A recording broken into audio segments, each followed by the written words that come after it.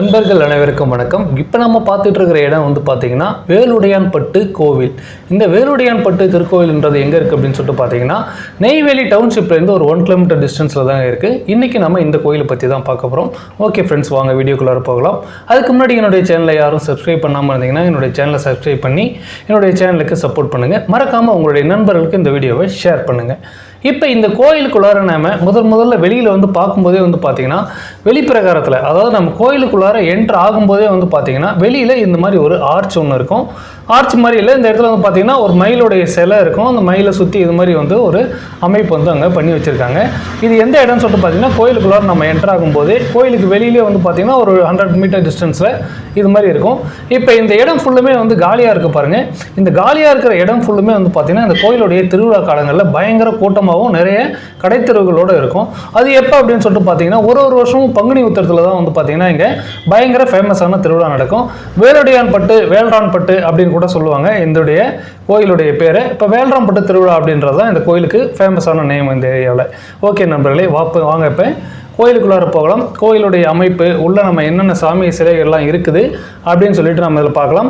அதே மாதிரி இந்த கோயிலுடைய சிறப்பு என்ன, கோயில் எப்படி இங்கே கொண்டு வரப்பட்டது, கோயில் எப்படி உருவானது, எந்தெந்த மன்னர்கள் எல்லாம் வந்து பார்த்திங்கன்னா இந்த கோயில் கட்டின சமயத்தில் வந்து இங்கே இருந்திருக்காங்க, யாரெல்லாம் இந்த கோயில் கட்டுறதுக்கு உதவி பண்ணியிருக்காங்க அப்படின்றத பற்றி நம்ம இந்த வீடியோவில் தெளிவாக பார்க்கலாம்.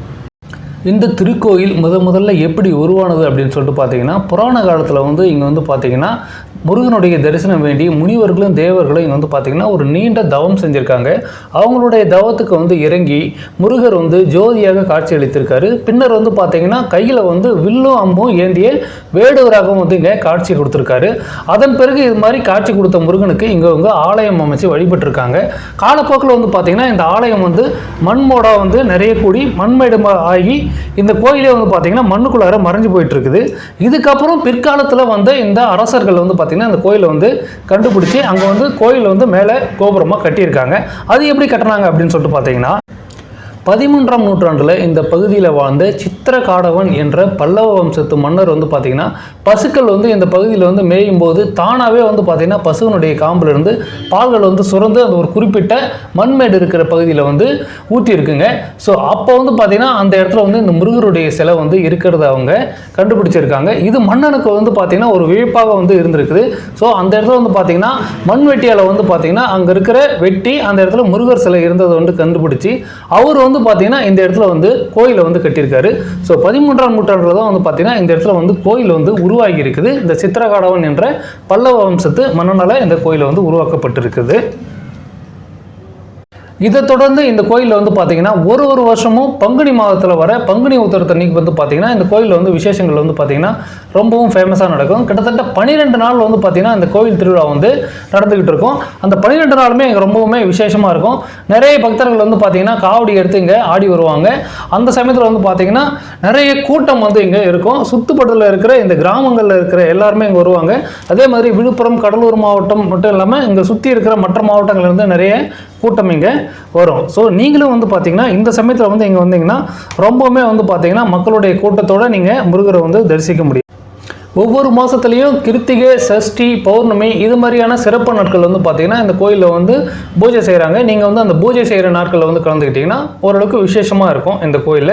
அது மட்டும் இல்லாமல் இந்த கோயிலை சுற்றிலுமே வந்து பார்த்திங்கன்னா இடங்கள் வந்து பார்த்திங்கன்னா ஓரளவுக்கு அமைதியாக இருக்கும். நீங்களுமே வந்து பார்த்திங்கன்னா ரிலாக்ஸாக இருக்கிறதுக்கு வீட்டிலேருந்து குழந்தைங்களை கூப்பிட்டு வந்து ஒரு நாள் ஸ்பெண்ட் பண்ணிவிட்டு போகலாம். இந்த மாதிரி இடத்துக்கு நீங்கள் வரும்போது உங்களுடைய மனசுக்கு வந்து பார்த்திங்கன்னா ஒரு அமைதி கிடைக்கும்.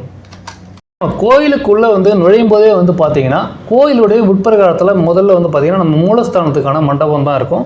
இந்த மூலஸ்தான மண்டபத்துக்கு வந்து நம்ம உள்ளே போகும்போதே வந்து பார்த்திங்கன்னா நேரடியாக நமக்கு மூலவர் வந்து காட்சி கொடுப்பாரு. இந்த மூலவர் சிலை வந்து எப்படி ஆனது அப்படின்னு சொல்லிட்டு பார்த்தீங்கன்னா ஒரே கல்லில் வந்து பார்த்திங்கன்னா முருகர், வள்ளி, தெய்வானையோடு இருக்கிறதா வந்து பார்த்திங்கன்னா இந்த மூலவர் சிலையில் இருக்கும்.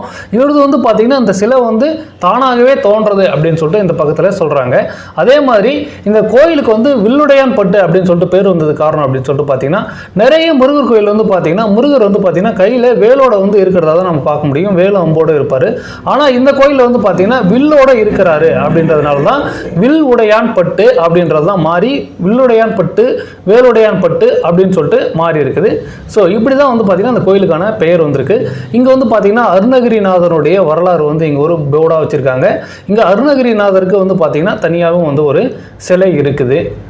ஸோ அதை தான் இப்போ நம்ம பார்த்துட்ருக்குறோம். அவருக்கான வரலாறுமே வந்து பார்த்திங்கன்னா அங்கே கொடுத்துருக்காங்க. இங்கே அருணகிரிநாதருடைய சிலையை வந்து நம்ம மூலஸ்தானத்துக்கு வெளிப்புறமாக இருக்கிற மண்டபத்தில் வந்து நம்ம இங்கே பார்க்கலாம். அதுக்கப்புறம் இங்கே வந்து பார்த்திங்கன்னா திருஞான சம்பந்தருக்கு அவர் கூட இருக்கிற மற்ற முனிவர்களுடைய சிலையுமே இங்கே வச்சுருக்காங்க. இப்போ இது வந்து வெளிப்பிரகாரத்தில் இருக்கிற அதாவது அந்த மூலஸ்தான மண்டபத்தை சுற்றி இருக்கிற உள்ளே வந்து பார்த்திங்கன்னா ஒரு உள்பிரகாரம் இருக்கும். நம்ம அதையும் சுற்றி வரலாம். மூலவருக்கு வெளிப்பக்கமாக இருக்கிற இந்த மண்டபத்தை சுற்றி வந்தோம்னா இதுலேயுமே வந்து பார்த்திங்கன்னா நிறைய சாமிகளுக்கு வந்து சிலைகளை வந்து இங்கே வச்சுருக்கிறாங்க. இந்த பக்கத்தில் வந்து பார்த்திங்கன்னா இப்போ உள்பிரகாரமாக வந்துட்டு நம்ம மூலவரை கும்பிட்டுட்டு இந்த வழியாக நம்ம வெளியில் வந்துடலாம். அடுத்தது இந்த இடத்துலையுமே வந்து பார்த்திங்கன்னா விநாயகருக்கு ஒரு சிலை இருக்குது. அடுத்தது இந்த இடத்துல வந்து பார்த்திங்கன்னா இங்கே விசாலாட்சிக்கு இங்கே சிலை வச்சுருக்காங்க, விசாலாட்சி அம்மனுக்கு. அடுத்தது இந்த பக்கம் நம்ம வரோம்னு சொல்லிட்டு பார்த்திங்கன்னா இங்கேயுமே வந்து பார்த்திங்கன்னா சிவலிங்கம் ஒன்று இருக்குது. இந்த சிவலிங்கத்துடைய பேர் காசி விஸ்வநாதர் சிவலிங்கம். ஸோ இது மாதிரி வந்து பார்த்திங்கன்னா சின்ன சின்ன சிலைகளுமே வந்து பார்த்திங்கன்னா உட்பிரகாரத்தை சுற்றியுமே வந்து வெளியில் வச்சுருக்காங்க. இங்கே அகத்தியர், லோபா முத்ரா தேவி அப்படின்னு சொல்லிட்டு அவங்களுக்குமே இங்கே சிலைகள் இருக்குது. அதுக்கப்புறம் இங்கே இன்னொரு முனிவருடைய சிலையும் இருக்குது. இது மாதிரி நம்ம கோயிலுடைய உட்பிரகாரத்துலேயுமே வந்து பார்த்திங்கன்னா கோயிலுடைய உட்பிரகாரத்துலேயே வந்து பார்த்திங்கன்னா இது மாதிரி ஒரு சாமிகளுக்குமே வந்து பார்த்திங்கன்னா சிலைகளை வந்து வச்சுருப்பாங்க. இது எல்லாமே நம்ம இந்த கோயிலை வந்து உள்ளே போயிட்டு மூலவரை கும்பிட்டு நம்ம சுற்றி வரும்போது நம்ம இங்கே பார்க்கலாம். அடுத்ததாக இப்போ இந்த பக்கத்தில் இன்னொரு சாமி சிலை இருக்குது. இது யாருடைய சிலை அப்படின்னு சொல்லிட்டு பார்த்தீங்கன்னா ஜெய துர்கா தேவி அப்படின்னு சொல்லிட்டு இந்த சாமிக்குமே வந்து பார்த்திங்கன்னா இந்த இடத்துல ஒரு சின்னதாக மண்டபம் மாதிரி அமைச்சு அதுக்குள்ளார வந்து ஜெய துர்கா தேவி அம்மனுக்குமே வந்து பார்த்திங்கன்னா இங்கே சிலை வந்து வழிபட்டுருக்காங்க அமைச்சு. இது எல்லாமே வந்து பார்த்திங்கன்னா 11ஆம் நூற்றாண்டில் 13ஆம் நூற்றாண்டில் வாழ்ந்த அந்த பல்லவ மன்னனால் கட்டப்பட்டது தான். அதுக்கப்புறம் இங்கே கீழே வந்து பார்த்திங்கன்னா நிறைய கோயிலில் வந்து ஆல்ட்ரேஷன் ஒர்க்லாம் வந்து நடந்திருக்குது. அதில் அவங்க மறுபடியும் மாடிஃபிகேஷன் பண்ணியிருக்காங்க. இப்போ அடுத்தது நம்ம இதிலே வந்து பார்த்திங்கன்னா இது எல்லாமே வந்து பார்த்திங்கன்னா கோயிலுக்கு உட்பிரகாரம், அதாவது கோயிலுடைய மூலவர் சுற்றி இருக்கிற மண்டபம். இதுக்கப்புறம் வெளியுமே வந்து பார்த்திங்கன்னா ஒரு வெளிப்பிரகாரம், வெளி மதில் சுவர்லாம் வந்து இருக்குது. நம்ம அந்த பக்கமும் போயிட்டு வழிபடலாம். இங்கே சனீஸ்வரனுக்கும் திரும்ப ஐயப்பனுக்குமே வந்து பார்த்திங்கன்னா தனியாங்க படமும் சனீஸ்வரனுக்கு தனி சிலைகளும் வந்து அமைச்சிருக்காங்க. இதுதான் வந்து பார்த்திங்கன்னா இப்போ நம்ம கோயிலில் வந்து உட்பிரகாரத்தில் இருந்து நம்ம சுற்றி வந்து பார்க்குற இடம். அடுத்தது நம்ம இப்போ வெளிப்பக்கமாக போயிட்டு பார்க்கலாம். வெளிப்பக்கத்தில் வந்து எப்படி இருக்குது அப்படின்னு சொல்லிட்டு நம்ம இதில் பார்க்கலாம். நீங்கள் வரணும் அப்படின்னு சொல்லிட்டு நினச்சிங்கன்னா நம்ம பண்ருட்டியிலேருந்து வடலூர் போகிற வழியில் நெய்வேலி ஆர்ச்சிலேருந்து இறங்கி நெய்வேலி டவுன்ஷிப்புக்கு வந்துட்டு நீங்கள் அங்கேருந்து வரலாம். அப்படின்னா ஸ்ட்ரைட்டாக நெய்வேலி டவுன்ஷிப்புக்குமே பண்ருட்டியிலேருந்து பஸ் வரும். அதே போல் வடலூர் மற்றும் விருதாச்சலத்துலேருந்து வரவங்க வந்து பார்த்திங்கன்னா நெய்வேலி மந்தாரக்குப்பம் வந்து இறங்கிட்டு மந்தாரக்குப்பத்துலேருந்து கூட நீங்கள் டவுன்ஷிப் வந்துட்டு இந்த கோயிலுக்கு வரலாம். இது மாதிரி நீங்கள் பல வழியிலேருந்து இங்கே வர முடியும். அடுத்தது இந்த கோயிலுடைய வெளிப்புறத்துலேயே வந்து பார்த்திங்கன்னா இங்கே ஒரு குளம் வந்து ஒன்று இருக்கும். அந்த குளத்துக்கு அருகிலே வந்து பார்த்திங்கன்னா அங்கே ஒரு விநாயகர் கோயில் ஒன்று இருக்கும். இது மாதிரி இந்த கோயிலை சுற்றிலுமே வந்து பார்த்தீங்கன்னா ஓரளவுக்கு இயற்கையான காட்சிகளோட அமைஞ்சிருக்கும்.